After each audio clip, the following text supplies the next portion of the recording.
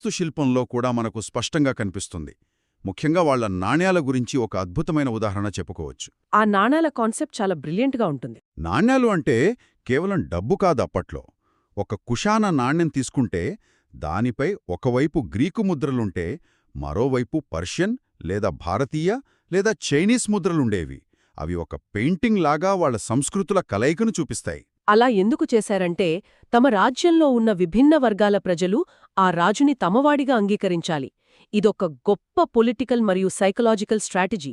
అలాగే గాంధార కళ కూడా వాళ్ల సృజనాత్మకతకు గొప్ప నిదర్శనం. అవును, గాంధార కళ అంటే గ్రీకో రోమన్ మరియు భారతీయ శైలుల కలయిక కదా.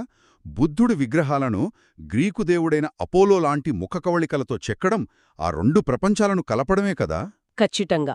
ఇక వాస్తుశిల్పం విషయానికొస్తే పెషావర్లోని భారీ బౌద్ధ స్తూపం నిర్మాణాన్ని మనం ఉదాహరణగా చూడొచ్చు. ఆ కాలంలోనే అది 100 అడుగుల ఎత్తుంటేదని చైనీస్ యాత్రికులు రాశారు. అవును, అది వాళ్ల వాస్తుశిల్పం పట్ల ఉన్న మక్కువను చూపిస్తుంది. ఇతర మతాల పట్ల